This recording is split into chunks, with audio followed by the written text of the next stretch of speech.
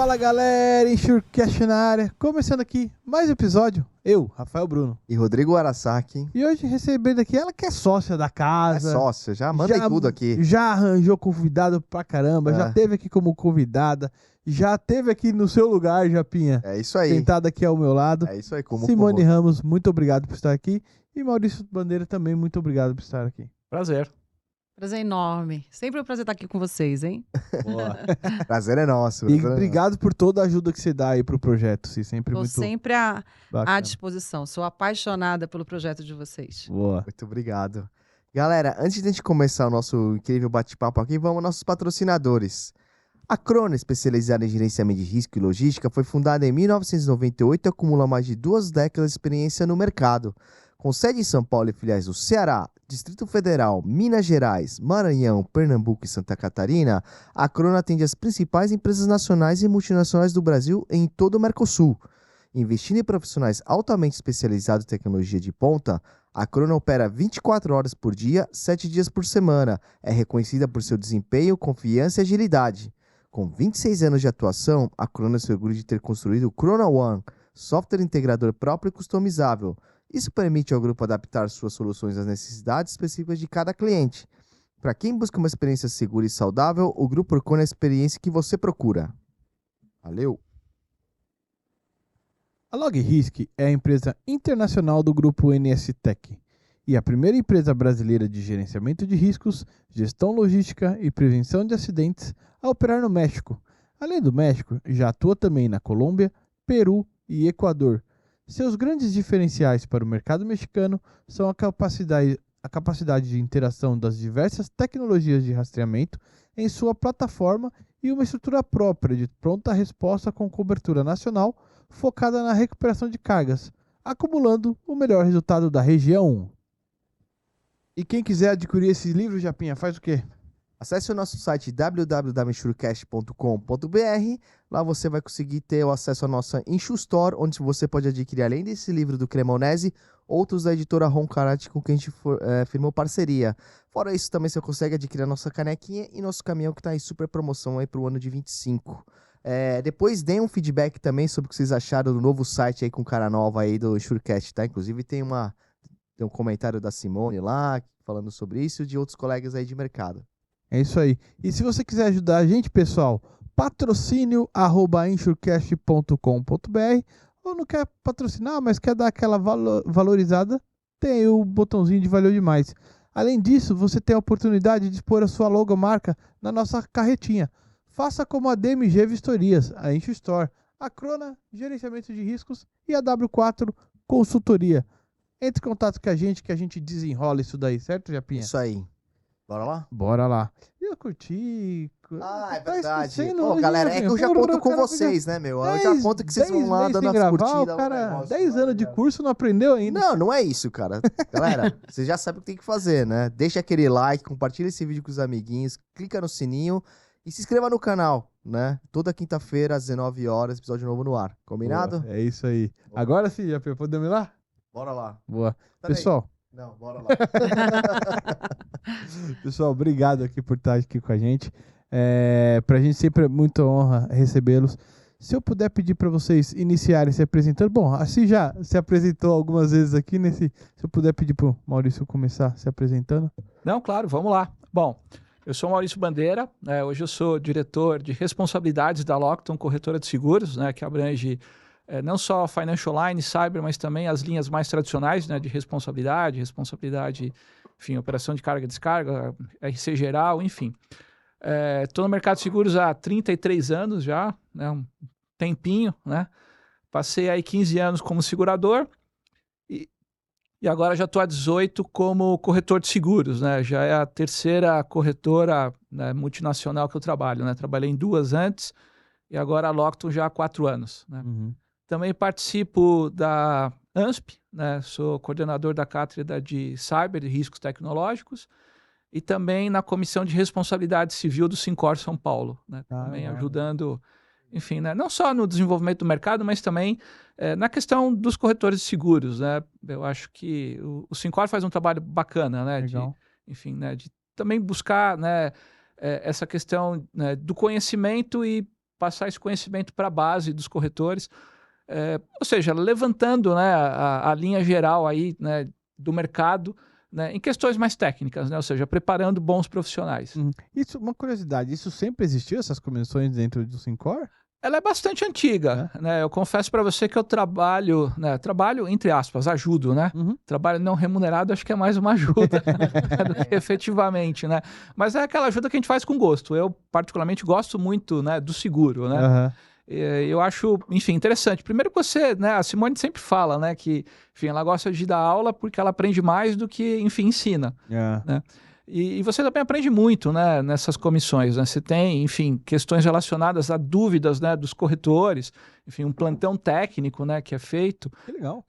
E isso é bacana, por quê? Porque se ajuda, né, enfim, né, os nossos colegas corretores de seguros, principalmente o corretor pequeno e médio, né, é difícil você ter uma especialização técnica em todos os ramos, né? Você, enfim, conhece alguma coisa, né? Enfim, eu tenho um passado grande em linhas financeiras, né? E também trabalho com responsabilidade civil.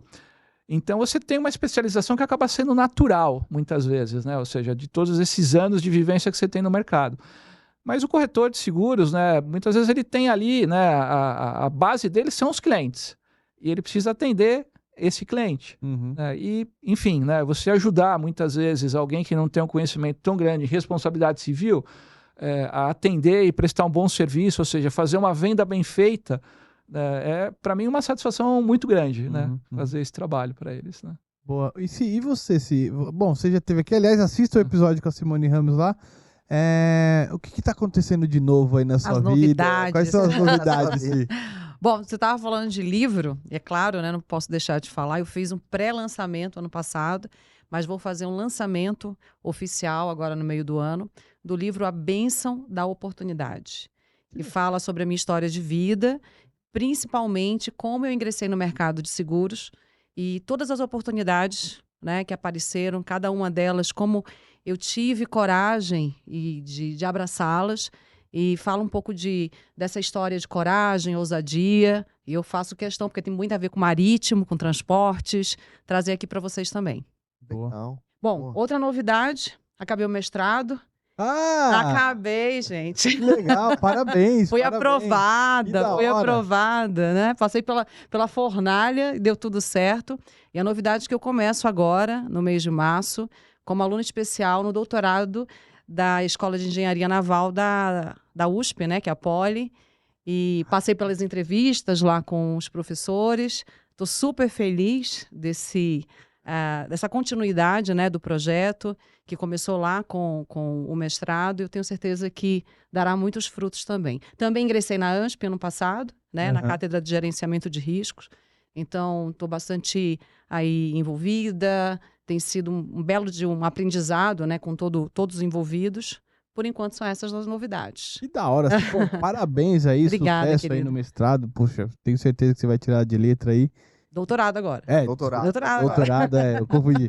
E, enfim. Só uma curiosidade, como que funciona esse ingresso no doutorado? Você falou que teve uma entrevista que você fazer? Você tem duas formas, né? Eu fiz a opção de entrar por enquanto como aluna especial, porque você tem um prazo a partir do momento quando você se torna aluno efetivo, que aí você tem que já apresentar o seu pré-projeto aprovado pela banca. Então, você faz a entrevista com os coordenadores do curso, apresenta o que você vai, de fato, né, fazer uma pesquisa, porque tem que ser algo inédito, não pode ser algo porque você vai desenvolver ali uma tese, e aí você decide junto com os professores qual que seria o melhor caminho. Quando o edital da USP, ele fica aberto todo ano. Então, você já pode mandar a documentação toda solicitada, tem várias solicitações ali não somente da parte acadêmica, mas também de línguas, e aí você passa por um processo de aprovação, e aí o professor, ele conversa com você, né, através das entrevistas, e aí vê se já você faz essa inscrição efetiva ou se você faz como aluno especial. O aluno especial, ele funciona, você vai cumprindo os créditos, fazendo as matérias, então eu vou fazer a primeira agora, a partir de março, aí eu tenho que cumprir todas as obrigatórias, E quando eu cumpro as obrigatórias, eu já desenvolvo o meu pré-projeto nesse mesmo período. Então, ele já vem com uma aprovação ali, aí a gente vai desenvolvendo em conjunto, passa pelo processo da USP e aí eu me torno aluna efetiva, mas já com crédito já dentro do que é exigido para o doutorado da USP. Porque quando você, efetivamente, são 4 anos que você tem que entregar a sua tese. Então, basicamente, dentro de universidades públicas, funciona assim. Acredito que as outras também acabam indo pelo mesmo caminho. Aí, eu fui atrás, né, pedi indicação. O meu orientador também, da Escola de Guerra Naval, fez a indicação. Tem toda uma parte de indicação dos teus antigos orientadores, seja de faculdade, seja de mestrado, para que você consiga ingressar. Mas o principal é você ter uma primeira conversa, né? E falar com as pessoas que estão ali na frente, dentro do trabalho, e aí você é aprovada como aluna especial. Boa. Estou inscrita, devidamente com matrícula. Agora é arrepiar, né? O pessoal fala assim, Simone... Nossa, eu ia falar isso. Não, Nossa, olha, é impressionante. Não, impressionante assim, fala assim, olha, mas pra quê? Eu falei, porque eu tenho sede de estudar. E eu vou estudar dentro do laboratório de riscos da USP, com os melhores profissionais que nós temos e acadêmicos do mercado. Então, imagina o quanto isso pode contribuir para a nossa indústria. Né? Então? Eu estou falando em vários cenários e o projeto que eu tenho de desenvolver um simulador. Então, acredito que teremos novidades aí nos próximos anos. Show de bola, show de bola. É isso. E falando agora assim, entrando mais no assunto, né? Como que você enxerga hoje o mercado para você? O que você está enxergando de até riscos? Está tendo riscos emergentes, enfim, opções de coberturas novas. A gente está passando agora por uma reformulação até legal do mercado de seguros. Você acha que isso de alguma forma vai impactar o seu dia a dia, enfim? Olha, quando a gente fala especificamente de riscos emergentes, nós temos um conceito quando a gente pensa sobre emergente, às vezes muitas pessoas confundem, né? E o risco emergente, ele está muito ligado até a riscos conhecidos, mas que atualmente eles não conseguem mais ser controlados. Como, por exemplo, risco climático. Então, ele retorna, né? A gente olha para o passado, Bandeira conhece muito bem esse tema, e o histórico que a gente tem, ele não serve mais somente para analisar o futuro. E, obviamente, que isso tem todo aí um resultado que é impactante dentro do mercado de seguros, porque você tem vendaval, chuvas, você tem vários armazéns aí sendo destelhados, nos grandes vendavais. E quando a gente olha, que impacto é esse que está acontecendo dentro do mercado, né? Você tem um impacto de menor capacidade, taxas mais agravadas, seguradoras tirando o pé do acelerador para algum tipo de cobertura específica. Quando a gente vai para apólices que pode gerar grandes catástrofes, a gente tem franquias que estão sendo também alteradas, inclusive, vocês devem estar acompanhando, com a renovação do contrato que teve agora recente, né, de algumas seguradoras com os resseguradores, tivemos aí franquias que foram já determinadas com aumento de POS mínima. Então, a gente vê uma grande mudança e é por isso que necessita um trabalho de análise de risco dessas operações, e principalmente quando a gente fala de operador logístico, armazéns, estaleiros, operadores portuários, que estão ali na cara do risco, né, quando a gente pensa nesse sentido, e o que pode ser feito para a gente reduzir. Né? Obviamente que as empresas estão seguindo efetivamente as normas regulatórias, né, de amarração ou de até estrutura, né, desses armazéns, mas a gente sabe que quando acontece grandes catástrofes e que sejam riscos até inesperados, não sejam tão grandes, mas aqueles que sejam conhecidos, isso está afetando não somente o segurado, mas também afeta os vizinhos, os terceiros. Você está causando inúmeros danos, né? Então, o que eu vejo de fato? Eu vejo que a gente já está acontecendo uma mudança, nas colocações de seguros. A gente vê aí os órgãos aqui no Brasil tentando atuar diretamente para ter uma mudança também na questão de novos seguros, né, de novas soluções, mas eu acho que a gente ainda está num caminho, né, construindo o caminho. Agora o mercado, obviamente, fica retraído quando a gente fala nesse ponto, né? Estou falando um dos, né? Sim, sim. E pensando nos armazéns, né? Quando a gente fala de RC, Maurício, você vê que eles têm assim, uma preocupação, uma percepção de risco e até uma vontade de contratar a apólice, ou é uma venda que você tem muito mais de insistência? Olha, no armazém especificamente eu diria que sim. Tá? Se você pegar o seguro de responsabilidade civil geral no Brasil, RC Operações, enfim, eu ainda vejo grandes empresas com grandes operações, com risco, que não contratam. Né? Tá? Poderia até citar alguns nomes aqui, enfim, obviamente eu não vou fazer isso, mas muitas empresas não têm apólice de responsabilidade civil. Tem a apólice lá específica, né, de risco operacional, risco nomeado, enfim, e não contratam uma apólice de responsabilidade civil. Por quê? É uma boa pergunta, talvez seja a pergunta de 1 milhão. Por uma questão, né, talvez de não ter tanto litígio no mercado local. Se você compara Brasil com Estados Unidos, enfim, lá existe uma questão de litigiosidade enorme, né, entre pessoas físicas, entre empresas, pessoas físicas com empresas. Enfim, nos Estados Unidos você tem, né, uma apólice específica de liquor liability, né, que geralmente, né, os bares, restaurantes contratam. Por quê? Porque você pode sofrer uma ação de quem foi lá, ou seja, consumiu bebida alcoólica, essa pessoa sai, causa um acidente, enfim, né, ou tem algum tipo de dano corporal, ela pode voltar e processar, falar, porque você deixou eu consumir, né, bebida alcoólica no seu estabelecimento. Isso é muito louco. Enfim, então, ou seja, né, Estados Unidos Estados talvez... Unidos. Estados Unidos. Estados Unidos, tudo, né? Você abre o televisão americana lá, porque tem mais propaganda de advogado. Tem propaganda de advogado, né? No Brasil... Na rua, então, né? No Brasil você não pode, né? A propaganda de escritórios de advocacia são proibidas. Mas nos Estados Unidos, enfim, você desce no aeroporto, você já vê, né? Sai ali, enfim, né? Na estrada você vê propaganda, né? De advogados, enfim, né? Então, aqui você tem essa questão, né, de litigiosidade.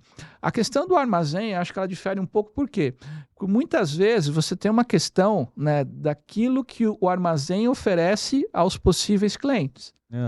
Né? Ou seja, você fala, olha, eu tenho seguro de responsabilidade civil, eventualmente algum problema, né, com seus bens, né, que eu vou estar armazenando, né, eu tenho uma apólice por trás que, enfim, que garante. Tá? Ou seja, você não fica só no meu risco financeiro do armazém, de eventualmente eu nem conseguir te pagar. Tá? Então, especificamente para armazém, sim, você tem uma diferença grande, né, dos armazéns procurarem, né, a solução, né, a mitigação do risco pela apólice de seguros. E o que seria o risco mais comum, pensando em RC, dentro de um armazém? Olha, você tem muitas vezes sinistros, né, de uma maneira geral no mercado de seguros, um negócio bem interessante, né? Porque não tem um igual ao outro, né? Não tem. Atividade, pallet. Pode ser até, enfim, sinistro de automóvel que vai ser diferente do outro, não tem igual, né? Automóvel até cito porque, enfim, é algo bastante comum, acho que pro público em geral, né? Mas você tem questões relacionadas à própria mercadoria. Então, enfim, você tem problemas relacionados, né? Às vezes, obviamente, né, o que eu vou colocar aqui, às vezes a apólice pode cobrir ou não pode cobrir, né? Aí depende do corretor de seguros, né? De quem vai estar ajudando, de como vai montar, né, o desenho da apólice. Mas você tem questão relacionada, às vezes, a incêndio, você tem questão, né, de mercadorias em ambientes frigorificados, enfim, cai, né, seja energia, né? Você tem lá alimentos, enfim, você perde isso. Você tem operações de carga e descarga, né? Então você tem inúmeros riscos, né, que acontecem ali dentro, né, do armazém, né, que pode trazer um prejuízo grande para quem deixa, né, a carga ali dentro, né, os bens. E, enfim, responsabilidade é uma responsabilidade, enfim, direta, né, do dono do armazém, né? Enfim, da empresa. E em relação à mercadoria, principalmente. Principalmente em relação à mercadoria, eu diria. Mas questão de terceiros, né? A cultura do RC para o seguro de armazém, assim, em termos de... Sem ser mercadoria, ela é predominante também, é ok ou também não? A cobertura ela é uma cobertura ampla, né? Então, independente da mercadoria, se você, enfim, tudo. Né, envolve tudo. Você tem a questão, né, de operação, né? Entendi. Eventualmente você vai lá visitar um armazém, você como terceiro, cai uma viga, cai alguma coisa e te machuca. Isso é cobertura do seguro. Tá? Existe cobertura até, você consegue colocar a responsabilidade civil garagista. Você para o carro lá dentro, está na responsabilidade dele, né? Enfim, né? Tá dentro do local segurado, roubam seu carro, batem, enfim. Então você tem uma cobertura bastante ampla. RC empregador, né? Geralmente está dentro do, né, da policy, né, como uma cobertura também, né, bastante importante. Então, além das mercadorias, você, enfim, né, você tem toda aquela, né, aquele escopo, né, que um RC te oferece de uma maneira geral, né? Uma curiosidade. Eu recebi até um vídeo interessante, foi até ontem, Bandeira, que uma empilhadeira, ela perdeu o controle, ela saiu do armazém, atravessou a rua e perfurou um carro. Putz. Estacionado. Mas alguém pilotando? Não, ela perdeu o controle. Alguma coisa, eu acho que, né, travou, alguém travou naquele momento, perdeu o controle, e aí quando ela sai, ela vai direto e acaba perfurando o carro. Perfurou o carro, né? Entrou com as duas. Até, enfim, se você olhar no YouTube, é bastante comum, né? Eu até, enfim, até para relaxar, né, em casa à noite, eu gosto de colocar, né, algum canal lá no YouTube que fica mostrando aquelas pegadinhas. Coloca no Enxurcast. O Enxurcast, com certeza, né? Mas você vê muito, né? O cara com a empilhadeira, daí tem aquela, né, enfim, né, pilha de latinha, daí cai tudo, um derruba outro, daí vai, enfim, né, efeito dominó. Enfim, então é bastante comum, né? É bastante comum. Eu já passei por isso, sabia? Esse negócio da prateleira. Sério? Você derrubou alguma? Não, eu trabalhava no armazém. O que aconteceu? A gente tava num rearranjo de armazém, sabe? Mudando mercadoria de lugar e tal, não sei o quê. Cara, eu vou falar porque não existe mais. Era na Blockbuster ainda, pra você ver como faz tempo. Eu trabalhava no centro de distribuição da Blockbuster.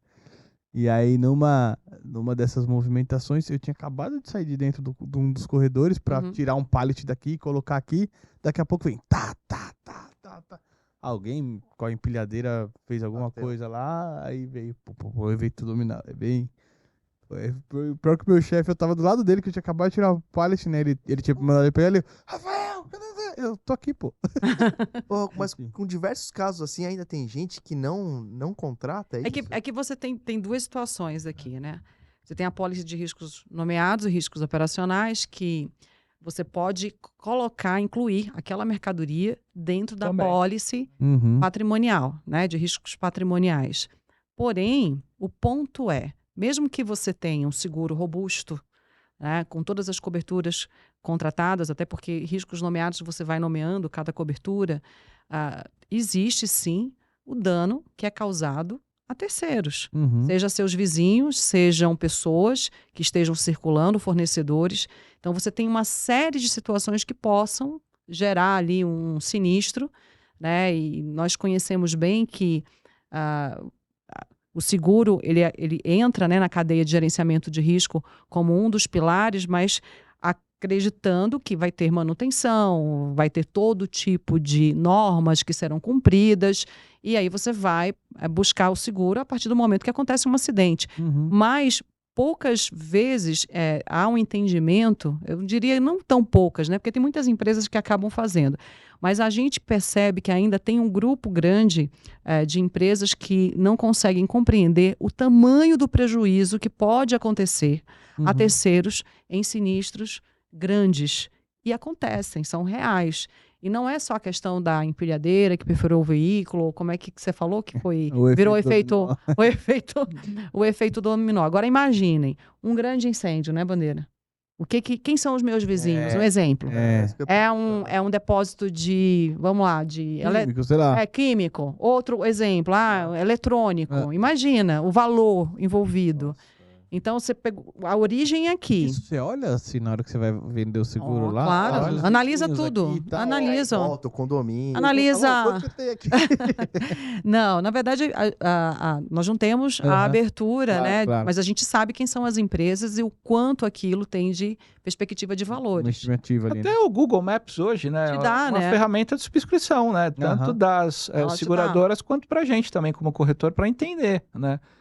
Enfim, existe alguma ferramenta no sentido de no incêndio, quanto que pode se alastrar, assim, de você olhar aqui, pô, a distância desse armazém até começar o outro armazém, alguma coisa nesse sentido, assim? Existe. A gente, inclusive, na empresa que a gente trabalha, a gente tem uma área de Risk Analytics, né, ou seja, de análise de riscos, E a gente fez recentemente até um trabalho, né, para uma empresa que opera, né, enfim, a atividade fim dela não é o transporte por via férrea, né?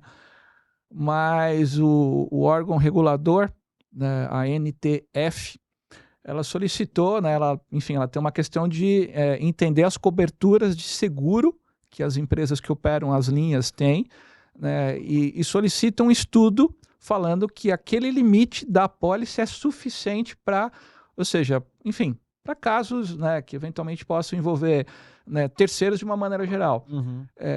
Enfim, esse estudo ele foi feito levando em consideração toda, né, a extensão da linha, carga transportada, se transportava pessoas, né, o que tinha perto, né, ou seja, quais são as cidades, qual era o número de habitantes em cada cidade que a linha passava, qual era a distância, Exatamente. enfim, qual era a sinistralidade histórica.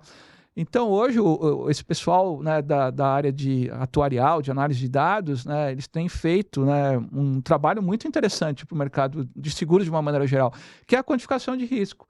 Que você quantificar risco, enfim, eu não sou um cara de property, né, de natureza, mas o property é algo mais matemático, né, ou seja, valor em risco que tem lá dentro, enfim, né, e você sabe o máximo que você pode perder. Sabe o máximo que você vai ter ali de problema. Responsabilidade civil de uma maneira geral, enfim, não é uma conta matemática, ela está se tornando uma conta matemática, entre aspas, né, dentro das questões de probabilidade, estatísticas, enfim. Mas, enfim, né, você não tem, né, algo tão simples quanto, né, definir um limite, né, um VR num property. Então, né, a matemática, né, a estatística, enfim, ela tem trazido, né, para o mercado de seguros cenários muito mais, né, entre aspas, materiais, né, para quem analisa lá dentro da empresa, né, a tomada de decisão, né, eventualmente o quanto eu tenho de risco, o quanto eu tenho que ter de cobertura. Uhum. E no RC, quando você vai apresentar uma proposta, assim, aí normalmente o limite o cara te pede ou você entrega um estudo desse, ó, que esse limite você está pedindo, legal, mas olha o quanto você pode ter de cenários e não sei o que, de indicar, assim, eventuais problemas. Motivo, né? Enfim, Então, depende da sofisticação da empresa que está comprando, depende de quanto ela dá valor a gerenciamento de risco propriamente dito, depende da capacidade financeira dessa empresa para efetivamente comprar a cobertura adequada, tá? Então, você tem inúmeras variáveis, vamos dizer assim, para, né, ou seja, para te falar, olha, sim, não, toda empresa pede, eu ofereço ou não. Muitas questões, não vou usar a palavra infelizmente, mas enfim, né? Você tem questões que muitas vezes a empresa, né, ela tem um determinado orçamento para comprar seguro. Né? Então, ou seja, né, pô, eu gostaria muito de ter uma apólice de 100 milhões, mas eu não consigo, né? Eu consigo ter uma apólice de 20. Ou seja, o que a gente consegue fazer, eventualmente, com um determinado orçamento? Quais seriam, né, as principais coberturas? O que a empresa tem que olhar, né, sabendo que você tem uma limitação. Se você, enfim, citar aqui algumas grandes empresas, você falar de uma Vale, de uma Petrobras, enfim, de uma BRF, você tem uma capacidade, enfim, bastante elevada, né? Uma capacidade financeira para comprar, né, para mitigar o risco por, né, apólice de seguros. Mas nem toda empresa é uma Vale, uma Petrobras, tá? Ou seja, então, o que a gente costuma falar, né, Simone, o importante muitas vezes não é nem, né, o quanto você compra de seguro, mas é você conhecer o seu risco. Principalmente. Principalmente, eu acho que isso é o principal. Qual que é o meu risco? Meu risco é esse. O que eu consigo fazer com esse risco? Eu consigo mitigar de que maneira? Eu consigo mitigar, enfim, mudando o processo, né, mudando, enfim, né, sistema, ou seja, hoje, enfim, na análise, na parte de risco cibernético, seguro cyber, para dar um exemplo, né, a empresa ela tem inúmeras maneiras de mitigar o risco. A apólice de seguros é mais uma. Mas, de repente, olha, quanto custa a apólice de seguros? A apólice de seguros ela custa tanto. Ok, e se eu colocar aqui um cara, né, enfim, existe lá um centro de, em inglês ele chama SOC, não estou me lembrando agora como você fala exatamente em português, que é o Security Operations Center. Enfim, uma empresa terceirizada que monitora toda a sua rede 24/7, qualquer coisa ela, enfim, lá, né, ou seja, tem um alarme lá, né, tipo desliga, né, aqui, desliga ali, né, cai a rede, enfim... É uma baita de uma proteção, uma maneira muito interessante você mitigar um risco cibernético, né, com essa medida. Mas isso tem um valor. Tá? E a apólice de seguros? Em que momento ela entra e o que ela consegue fazer? Um substitui o outro? Quanto custa cada um? Então, essa questão, né, de você olhar o risco de uma maneira mais holística, né, que eu diria que a primeira, né, ou seja, a primeira etapa é você conhecer o seu risco, né, segundo, né, quais são as maneiras de mitigar e quais são, né, as maneiras que, eventualmente, dentro da minha capacidade, né, de orçamento, enfim, né, eu consigo utilizar, e o seguro é uma delas. Tá? Faz parte, né? Faz parte, por entendeu? isso que nós acreditamos muito que a análise de risco ela é fundamental para qualquer operação que seja. Né? E quando a gente vê os grandes operadores logísticos, né, o armazém que você está citando, quando você tem conhecimento, seja na parte patrimonial, porque quando nós conhecemos, por exemplo, uma análise, né, como é que ela é feita, ela não vai só olhar os protecionais básicos que são obrigatórios por lei. Uma análise de risco ela tem que ser completa, né, com processos, com um plano de continuidade de negócio, com plano de contingência, e aí vai além para poder entender como é que está a minha operação, que tipo de processos eu preciso aperfeiçoar dentro dessa operação. Existem erros que podem ser corrigidos. Nós temos muita atividade humana dentro de operações logísticas. Sim, sim, né? sim. Você já trabalhou, você sabe como é que funciona. Uhum. Então, essa equipe está treinada, essa equipe está preparada, está habilitada com certificação técnica, que são exigidas para operar determinados equipamentos que cada vez estão mais sofisticados. A gente tem novos equipamentos diferentes hoje já, não somente aqui, em toda a América Latina.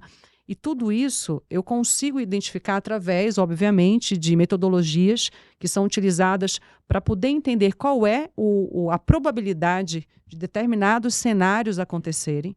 E esses cenários envolvem, inclusive, a responsabilidade civil e não só a parte patrimonial, porque é o acidente aqui dentro que vai, dentro dos ativos e da operação, que vai me causar danos a terceiros, Sim, sim, obviamente. Sim.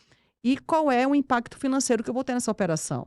Então, eu tenho que listar todos os riscos, o que é segurável, o que não é segurável, o que eu vou transferir para seguro, o que eu vou assumir de risco dentro de casa. E esse é o overlap entre apólices, né? Exatamente. Que também deve ter bastante. Tem bastante principalmente também. Na questão do armazém do operador logístico. Exatamente. Né? E aí você tem que fazer um desenho bem feito, entender qual é aquela conta que a gente faz bastante, que é PMP, DMP, quando os protecionais estão funcionando, se eles falharem, o quanto que vai ser minha perca. Então, essa análise de risco, quando a gente fala conhecer o seu risco, nós falamos exatamente, eu preciso entender com normas, procedimentos, processos que estejam funcionando, corrigir o que não está funcionando, treinar muito bem o meu time, não somente com olhar operacional, mas principalmente com o olhar de riscos e seguros, né? Aquele famoso definição, risco operacional, risco de pessoas, risco acidental, risco financeiro, risco dos negócios, e eu ver de fato onde é que eu vou investir e onde eu vou transferir de fato para seguro. Então, parece sofisticado, gente, mas na prática, literalmente, não é. Como é que eu conheço meu risco? Visita técnica. Tem que ir um engenheiro ali, e aí entra assim nesse análise de risco, um risk assessment, que você faz primeiro para depois entender o que você vai tomar de decisão. Uhum. E eu não sei se você lembra, Rafa, uma vez que a gente está até falando sobre isso, né? Que as decisões geralmente elas vêm quem tem poder de decisão, para poder dar autonomia para o gerente de risco, tomar, né, as ações necessárias e, inclusive, contratar os seguros que são necessários para aquela operação. É uma forma de mitigar. E danos a terceiros têm aumentado muito no mercado. E assim, constante. É porque, assim, vocês entendem, como vocês falam da limitação orçamentária que acontece muitas vezes na parte do segurado, né? E ele precisa conhecer onde, pelo que eu entendi, ele precisa, como ele tem uma limitação orçamentária, ele precisa dar prioridade para aquilo que ele acha que tem maior risco, digamos assim. Porque talvez ele não consiga proteger num todo por conta do orçamento. Ou o papel do corretor realmente é tentar conseguir colocar todos os tipos de risco dele para ele estar bem assegurado mesmo com a limitação, que aí seria entrar num problema que é brigar por condições com a seguradora por taxas ou franquias menores, né? Eu acho que tem um pouquinho de tudo. Deixa eu te contar uma história até. Durante a minha carreira de corretor, eu já fui também gerente de conta, né? Ou seja, eu cuidava de uma carteira de clientes. E se tinha algo que eu gostava muito de fazer, era de visitar o cliente, ir lá na planta, enfim, né, olhar, simplesmente olhar. Por quê? Porque muitas vezes você, com essa visão, né, de risco, enfim, você consegue, né, ajudar, né, em alguns procedimentos, algumas medidas que são super simples, mas, enfim, né, você, empresário, né, que está ali tocando o seu negócio, enfim, você tem lá uma empresa né, de enlatado, né, de sopa. Ou seja, você conhece tudo de sopa, de latinha, de produção. Mas às vezes você não está olhando, você fala, caramba, né, eu estou deixando aqui, né, eu lembro que uma vez eu fui fazer uma visita numa empresa e ela estava armazenando, né, umas peças de cobre, né, eu não sei hoje, mas eu sei que na época isso era muito visado para roubo, né? Ainda é. Ainda é. E ela armazenava, ou seja, fora, no pátio da empresa. E a pólice não dá cobertura para, enfim, né, de roubo quando você tem, enfim, né, mercadoria, matéria-prima fora. Né? E, enfim, ele tinha milhões ali. Mas por quê? Porque para ele era mais fácil a movimentação, né, de colocar ali no pátio, não dentro, né, de um galpão, enfim. Então, uma visita você fala, olha, né, você está com um problema aqui. Tá? Por quê? Porque se você tiver hoje um roubo, você não vai ter cobertura. Tá? Ah, mas é mais fácil. Eu falei, mas o quanto é mais complicado você colocar dentro do galpão? Não, não é tão complicado assim. Então, né, ou seja, vamos mitigar o risco dessa maneira. Né? Ou seja, você coloca dentro, né, do galpão, ou seja, você garante a cobertura da sua pólice se você tiver algum problema. Ou seja, então, né, foi pior para a empresa? Talvez ela tenha, né, um passo a mais, né, um procedimento a mais, um processo a mais de levar, né, para dentro do galpão. Mas pensa qual seria o prejuízo, né, se ela deixasse daquela maneira, né, e ocorresse efetivamente um roubo. Então, essa maneira, né, que muitas vezes a gente tem, né, a gente no mercado de seguros, principalmente o corretor, as seguradoras, né, de olhar o risco, eu acho que isso é muito útil, né, para qualquer empresa de uma maneira geral. Tá? Eu sempre gostei de trabalhar, né, na área de corretagem, né, até o Rafael me perguntou o que era melhor, né, ser corretor antes de começar aqui o podcast. Se é melhor ser corretor, se é melhor ser segurador. Eu gosto muito de ser corretor, por quê? Porque você, enfim, né, eu nunca fui um corretor de seguros só focado em vender a pólice. Eu estou aqui para ser, né, que a gente até costuma falar que são os corretores de seguros transacionais. Ou seja, é um cara que é bom, né, de vender a pólice. Né? Eu falo com a seguradora, eu consigo uma condição, ponho na proposta. Eu sempre procurei olhar o risco de uma maneira mais holística, entender o que o cliente faz, entender o que a gente pode fazer, né? Ou seja, qual a melhor maneira de colocar isso numa pólice. Até a questão, né, enfim, né, o assunto mesmo, né, dessa parte de armazenagem, né, ou seja, de operador logístico. Você tem que olhar 3 ramos ao mesmo tempo para fazer um negócio bem feito, né, para o segurado. Por quê? Vou dar um exemplo. No seguro de responsabilidade civil de armazém, a seguradora não costuma dar cobertura para incêndio e explosão. Tá? Ou seja, pô, tem um seguro de responsabilidade civil, né, tem uma mercadoria de terceiro, né, e não tem cobertura caso, ou seja, o armazém pega fogo, né, ou seja, tem danos à mercadoria. E agora, como é que eu faço? Você tem um seguro de property. Né? Então você tem que ajustar, ou seja, o que a gente tem aqui no property, o que a gente tem no RC. Tem overlap? Tem. Onde é melhor você trabalhar o overlap? Eu peço para a seguradora de property eventualmente tirar uma cobertura que talvez seja mais cara e ela é oferecida no RC ou vice-versa. O que é mais, enfim, não vou falar também a palavra vantajoso, né, no sentido econômico, mas o que é mais eficiente para o programa de seguros, né, desse cliente específico. A parte de transporte, né? Vai ter lá um período de armazenagem entre transporte, enfim. Né? A mercadoria é transportada pelo próprio segurado, dono do armazém, porque daí você não tem cobertura para operação de carga e descarga. Onde a gente vai colocar isso? Está, de repente, no property também. Então, a visão, né, do corretor de seguros, obviamente um corretor consultivo, né, ela é muito ampla e ela traz enfim, né, um resultado, uma vantagem muito interessante, né, para quem tem essa visão, né, de realmente mitigar risco. Não necessariamente por apólice de seguros. Tá? Muitas vezes só um bate-papo, só uma consultoria, você já resolve muita da vida, muita coisa, né, do cliente. Né? E nesse trabalho consultivo, se envolvendo, igual exemplo, de property e RC, hoje a gente sabe que muitas companhias têm áreas distintas, né? Tem. Como que funciona essa... Você tem que falar com um, depois falar com outro, você tem que consultar seu colega que é de property para falar com o cara que é de property da seguradora. Como é que funciona? Acho que no meu caso, né, que faço à frente, né, junto com todo o time de atendimento, nós temos um trabalho que é fazer petit comitês. né, com os times técnicos, né, para que a gente possa, quando tem essa análise já na mão, nós conseguimos desenhar quais são as principais apólices ali que precisam ser contratadas. Então, nesses comitês, com times especializados dentro cada um da sua área, obviamente, a gente desenha...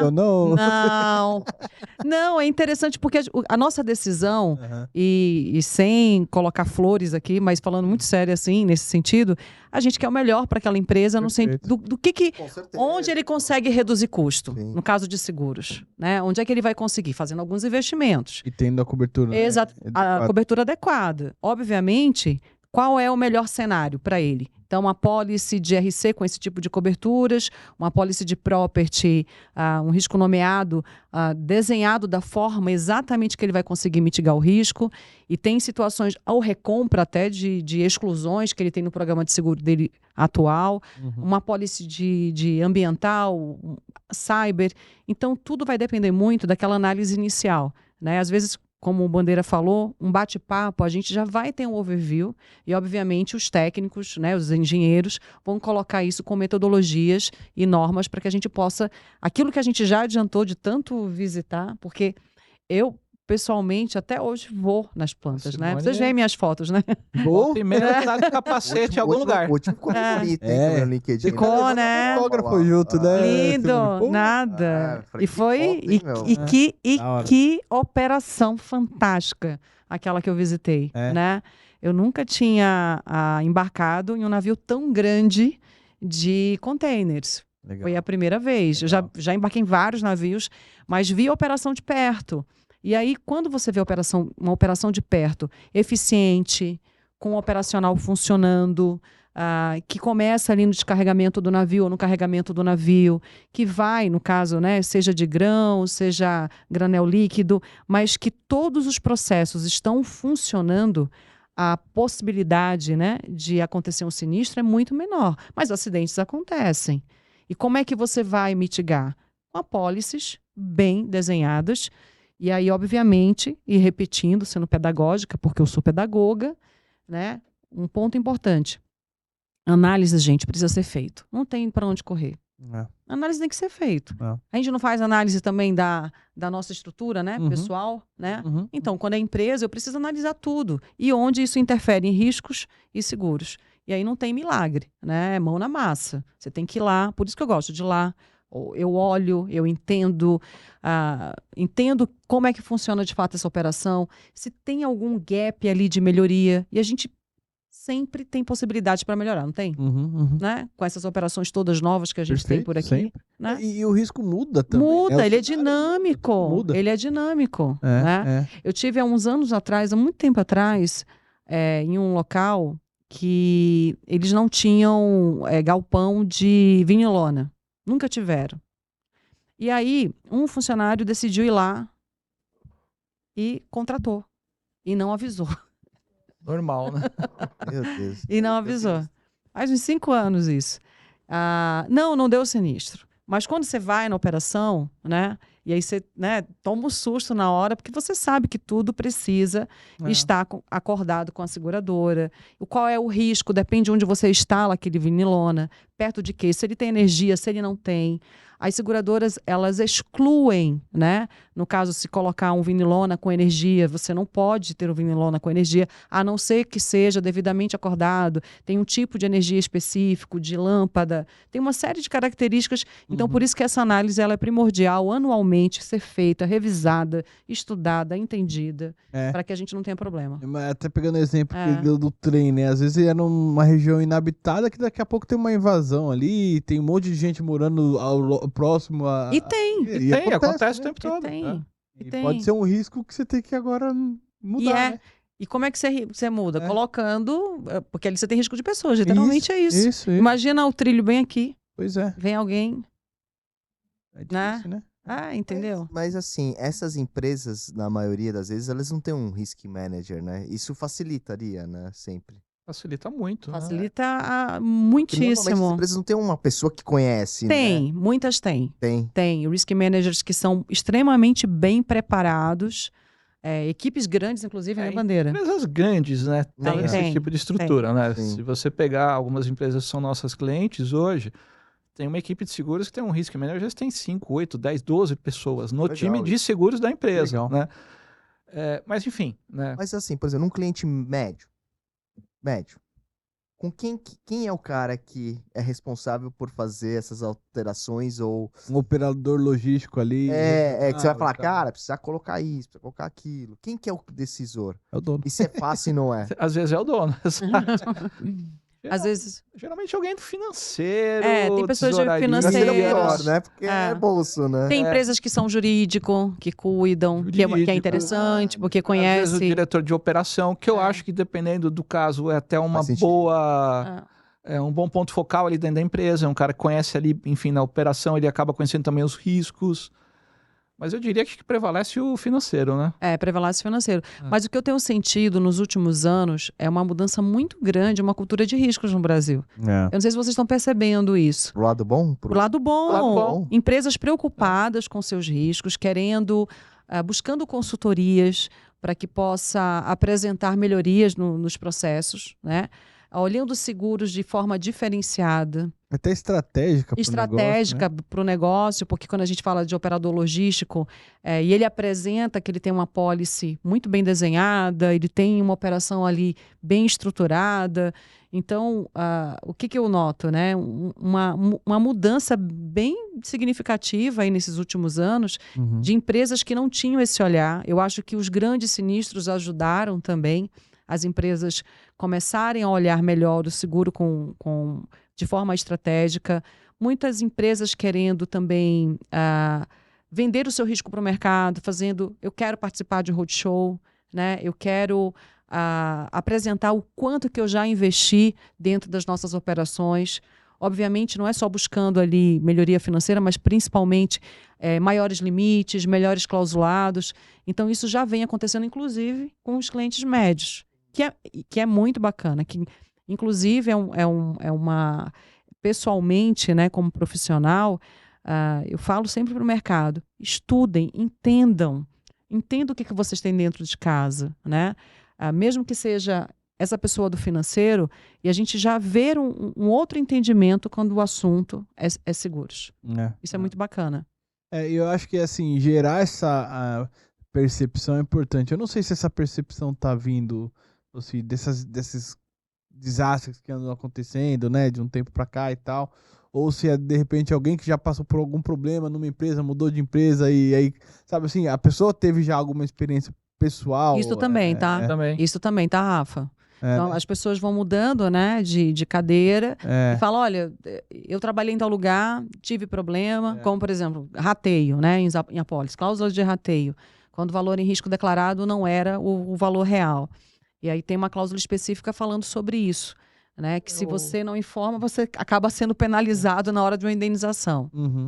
E grande sinistro sempre também acaba refletindo na venda do seguro, propriamente dito, né? Eu lembro de 2 casos assim que são, né, bem nítidos, né?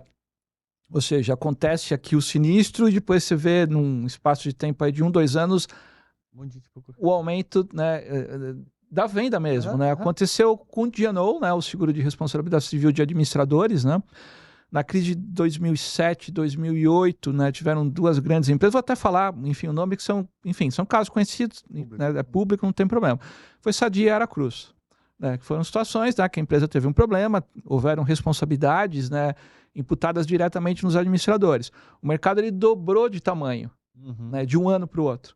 Por quê? Porque a partir do momento que, enfim, as pessoas falaram, opa, peraí, administrador de uma empresa, eu posso ser responsabilizado na pessoa física por algo que acontece na empresa, esse seguro aqui ele faz sentido. Dobrou, tá? De um ano para o outro. Pandemia também, 2020. Uma dúvida, nesse caso, nesse exemplo, o Rafael, pessoa física, foi lá e contratou ou ele conversou com a empresa para contratar? Tem os 2 modelos ou não? Não, o modelo é sempre... já existia um modelo específico de seguro de D&O contratado pela pessoa física. Não existe mais. Tá bom. Ele durou pouco tempo. É a empresa, tá? Mas enfim, né, quem efetivamente tem o maior risco dentro da empresa costuma ser parte do time ali de decisão de contratação do seguro. Então, Legal. acaba ficando um pouco mais fácil. Aham. Tá? E também na pandemia, em 2020, ou seja, estava todo mundo lá no escritório, um belo dia, eu lembro que falaram, não vem mais amanhã, acho que a gente vai ter que ficar uns 15 dias aí em casa, né, até dar uma melhorada, né, nessa questão aí do Covid, enfim. A gente ficou 2 anos, né, praticamente em casa. E o seguro de risco cibernético, em 2020, ou seja, houve uma mudança, né, no risco em si, ou seja, né, você tinha um ambiente mais controlado, mais seguro dentro das empresas, as pessoas foram para casa, muitas vezes, trabalhar, né, no computador próprio, né, enfim, não tinha como a empresa fornecer notebook para todos, trabalhando de uma rede de Wi-Fi que muitas vezes não tem nem senha, aquela senha é a de mim, né? A senha eu... Você dá risada porque o seu é assim, né? 1, 2, 3, 4. É meio diferente. E aí o que aconteceu? A sinistralidade cresceu muito. O mercado de seguros ele também cresceu, 70%, né? O seguro de risco cibernético ele cresceu 70% nos 2 anos seguintes. É mesmo? Então você tem uma percepção, né? Ou seja, no final do dia, quando a percepção de risco ela é muito nítida e material, né? Para as empresas, para a gente também, de uma maneira geral, né? Você fala, peraí, né? Eu posso ter um problema. Então é melhor realmente eu buscar uma solução, né? Talvez comprar uma pólice de seguros. Enfim, se tiver algum problema, eu tenho aí uma seguradora por trás que vai me ajudar a lidar com essa situação. Tá? Que depende muito também no final do dia, né? Até da capacidade financeira de cada um de nós. Eu tenho um carro, eu contrato seguro de automóvel, por quê? Porque, enfim, se roubarem o carro, vai ser complicado, né? Eu perder o valor que eu tenho, enfim, não é fácil. Mas até vou, né, contar uma historinha aqui que eu acho interessante. Eu, na época de gerente, né, de contas, né, eu atendia, né, uma grande empresa, setor de grãos, né, de armazenamento, né, e eu tinha um contato, né, muitas vezes diretamente com o dono, né, dessa empresa, né, era praticamente um dono, enfim, essa pessoa ela tinha lá uma paixão por carros, né, enfim, Ferraris, né, esses carros esportivos, né, e ele tinha, acho que 4, 5 carros desses. E eu cuidava das apólices de seguros dele, né, de uma maneira geral, né, ou seja, tinha um seguro de property, RC da empresa, e também pegava essa parte de seguros pessoais. E essa pessoa ela contratava somente a parte de responsabilidade civil, só o RC, né, para esses carros. Ele tinha lá uma frotinha de 5, 6 carros, né, que somavam alguns milhões de reais, né, esses carros, mas só contratava responsabilidade civil. E aquilo eu falava, cara, não é possível. Não é possível. Como é que... Né, que ele não contrata o seguro completo, né? Pô, vai que rouba um carro desse, vai que, enfim, né, que bate, acontece alguma coisa, né? E, enfim, um dia na renovação, né, eu sentei lá para negociar, eu falei, olha, né, posso fazer uma pergunta para o senhor? Pode. Você não contrata o seguro né, completo, né, dos seus carros?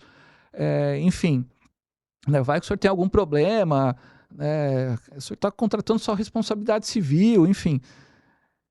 E aí ele virou para mim e falou assim, olha, eu acho que talvez a probabilidade de eu ter problema com um desses carros, né, não é tão alta, não ando tanto assim, né, eu até uso algumas vezes para entrar dentro do autódromo, né, tem lá um dia especial da Ferrari, né, que você... Enfim, mas eu sei que não tem cobertura se eu também estiver lá dentro, né, realmente não tenho seguro de automóvel. Enfim, né, e também não vai ser um grande problema, né, se eventualmente roubarem se eu bater e der perda total. Falei, cara, pergunta idiota que eu fiz, né? Pra ele dinheiro não é um problema. Não né? era um problema pra ele, entendeu? Então também tem muito dessa questão, né, ou seja, o quanto uma situação pode me impactar ou não. É isso. Quanto que eu tô preparado para tomar aquele risco, né? A gente estava dando uma olhada, eu e Bandeira hoje, antes, né, de começar aqui, na sinistralidade do mercado. Uhum. Pra vocês terem ideia, o risco nomeado, o último ano que foi publicado pela SUSEP é de novembro de 23 a novembro de 24, né? Me fala o número aí. Sinistros. Risco nomeado? Riscos nomeados, patrimonial, né? Riscos nomeados. Uhum. 40%. Eu ia Vai. chutar uns 90. 72%. Caraca. Caramba. Eu ia chutar 90. Ó, 90 por causa dos problemas que teve no Sul. Sabe quanto de Não prêmio? teve tanto problema assim Não. no risco patrimonial. Não. 9,3 bi de prêmio. É dados públicos, né? Você entrar sim, nas estatísticas da SUSEP, você pega lá. Sim. Isso não está contando, obviamente, o empresarial, que é o menor, né? Mas a gente está falando de 72% de sinistro. É muito sinistro. Né? Obviamente que tem valores altos aí por grandes sinistros que aconteceram. Mas se comparar com anos anteriores, piorou? Eu não cheguei a comparar anos anteriores, mas a gente está falando de um percentual muito alto. Já teve anos aí de chegar a 90%. Você consegue pegar o ano a ano lá. No RC... O RC até que não está tão alto. Agora, 2024, os números da SUSEP estão até novembro, né? O mercado deve fechar, está 1,8 bi, né, de prêmio arrecadado, deve fechar o ano com 2 alguma coisa, e a sinistralidade está em torno de 35%. Uma sinistralidade bem controlada, né? Ou seja, cresceu o mercado em relação ao ano passado? Não? Tem a tendência? Ele tem uma tendência de crescer uns 10, 15%. Tá? O responsabilidade civil ele tem um crescimento, vamos dizer assim, orgânico, né? É uma linha de seguros que ela não tem muito altos e baixos aqui no Brasil, né?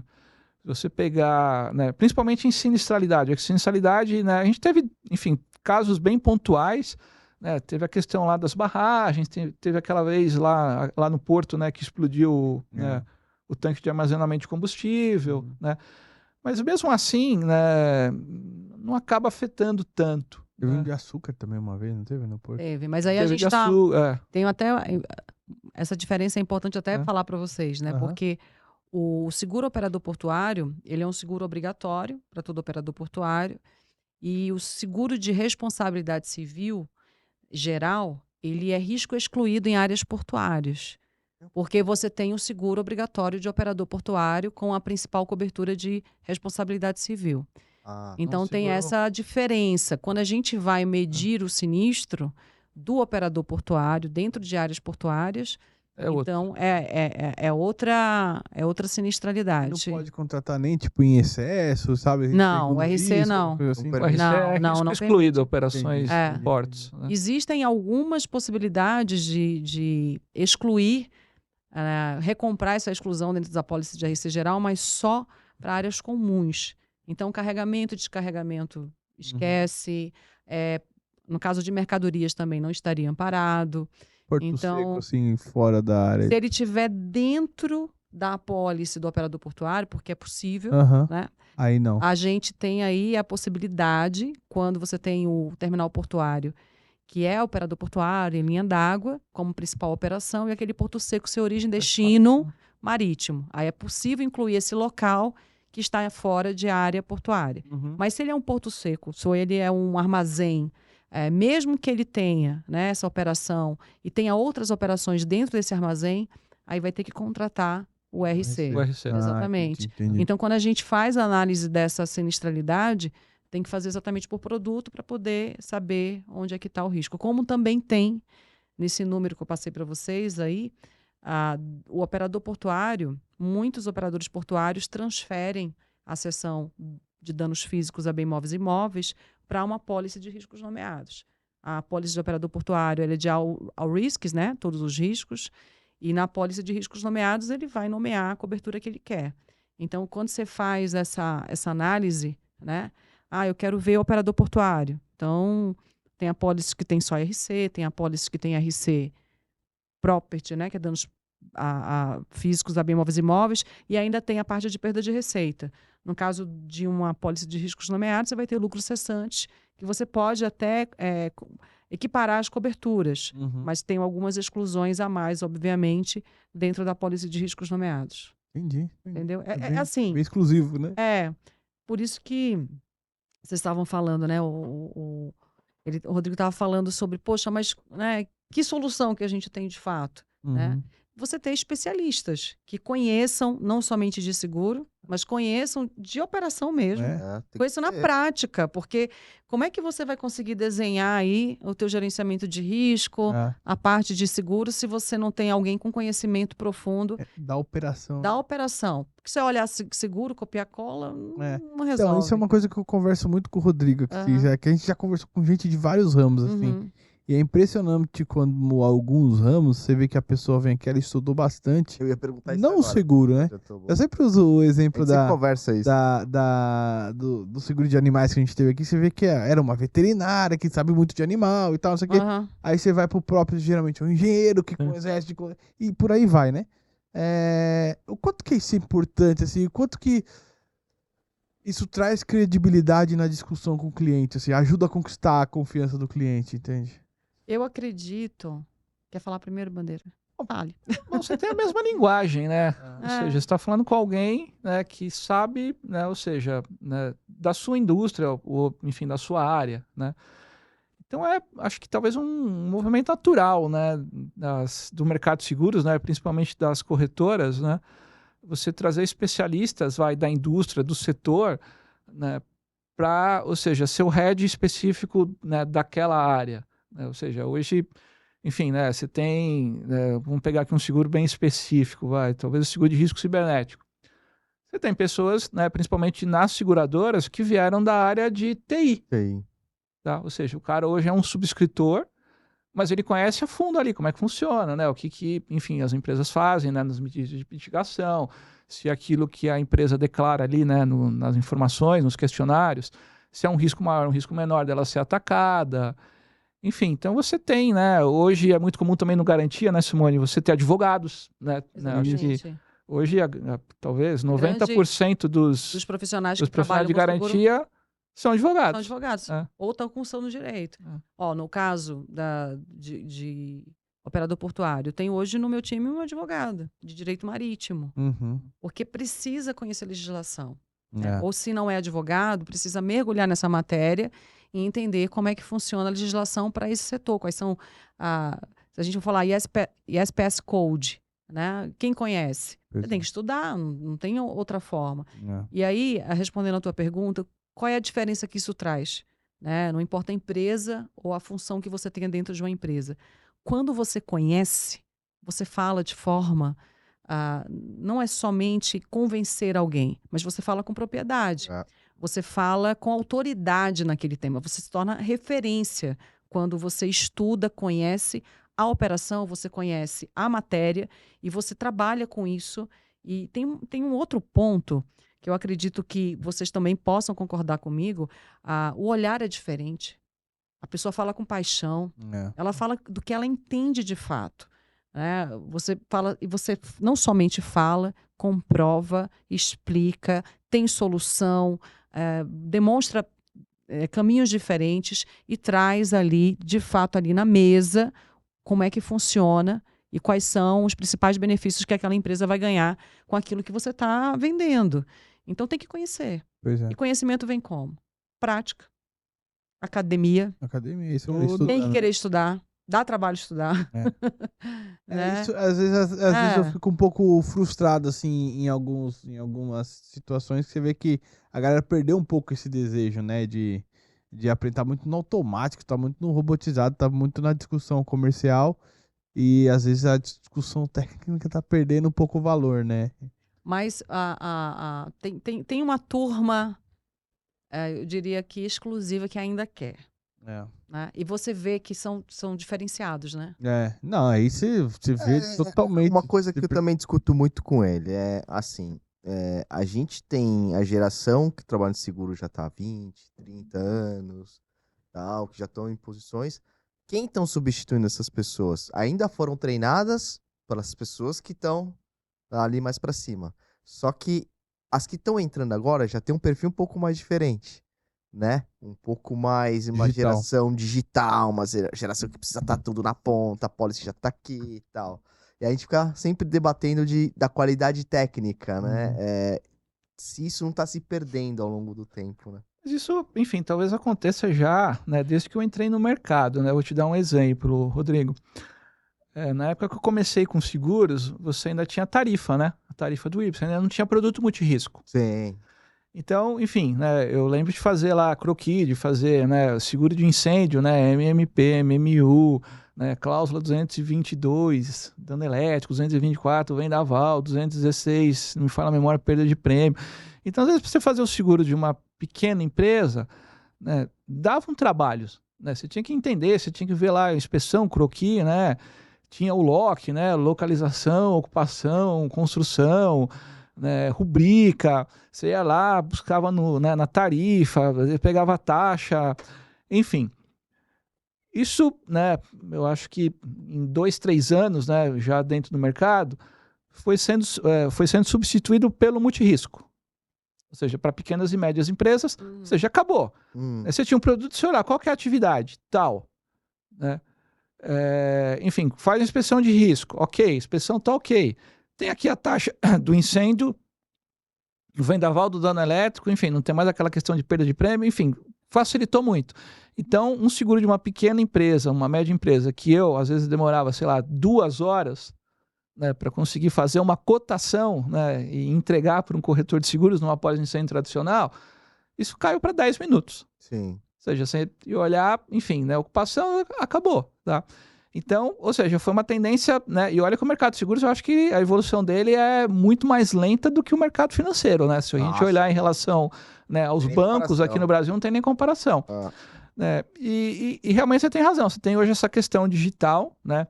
Eu acho que, né, do meu ponto de vista, a inteligência artificial vai substituir muito das tarefas que o mercado tem hoje, talvez até de subscrição de risco. Tá? A gente gravou um anterior a esse. Enfim. Ainda vai depender muito do humano, mas aquele que está preparado vai estar na frente. Mexer na IA. Esse cara vai estar lá na frente. Tá? Então, a evolução, acho que, enfim, né, do mundo, de uma maneira geral, que os seguros acabam, né, tendo ali, né, tá inserido. Mas tem também essa questão do pessoal mais jovem, né, que tem tudo muito, né, hoje ali no celular, na mão, né. Pô, eu também estava brincando com a Simone nessa semana. Pô, antigamente, pra gente pedir uma pizza, você ia lá na gaveta da cozinha, né, procurava lá o panfletinho pedia, ligava lá na pizzaria, né, o cara ia perguntar, vai pagar como? Dinheiro ou cheque? E você esperava sem acompanhar um GPS, Não, você esperava, né? Você traz uma ansiosidade, né? Sim, você tinha que esperar lá, daí tocava a campainha, você ia pegava a pizza. Hoje não, hoje você tem o quê? Você tem, os aplicativos de delivery. Então você tem, além da pizza, sei lá, 80 opções, né? Tem hambúrguer, tem comida tailandesa, tem comida japonesa, enfim. Né? Daí você pede, você paga ali, quer pagar como? No Pix, você quer pagar já no cartão de crédito, você quer usar o seu vale alimentação, daí quando sai lá, aparece que começou a preparar, daí... Enfim, então, talvez essa modernidade, né, traz, né, para o pessoal mais jovem, enfim, que as coisas têm que se resolver logo. Que eu acho legal, tá? Sim. Eu acho legal. Positivo, com certeza. Eu mergulhei na IA, tô mergulhando, né? Ainda tô há 2 anos, quando ouvi de um risk manager do mercado, que ele tinha ido fazer um curso em Londres, que ele tinha ido fazer um curso em Londres falando a respeito do meu projeto de mestrado.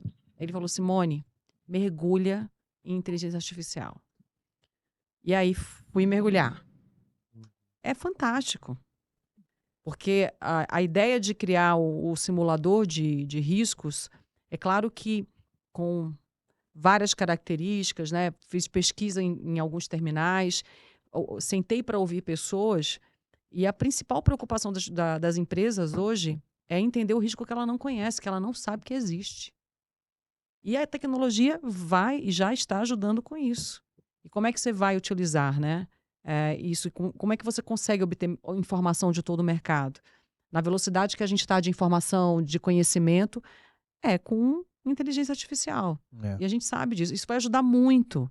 Né? A gente não tem ainda uma específica disponível somente de seguros, por exemplo. Ainda não tem hoje no mercado brasileiro. Lá fora, desconheço uma específica. Tem empresas, corretoras e seguradoras desenvolvendo as suas próprias. E que isso também vai apoiar todo o mercado. Já tem muita coisa que ajuda, né? Os robôs, enfim, você já consegue colocar a pólice lá para um robô olhar se saiu tudo certinho em relação ao pedido de emissão. Enfim, né? Então tem tarefas que você, né, tinha que ter alguém ali, né, e eventualmente você ainda tem o problema, né, de passar também pelo crivo ali da pessoa. São tarefas que, enfim, você consegue automatizar com 100% de certeza, né? Que, enfim, né, que você fez a revisão completa do documento e, enfim, né? talvez a gente tenha, né, mais necessidade de capacidade intelectual no mercado, né, do que a gente tem hoje com o passar dos anos, que é muito legal, né?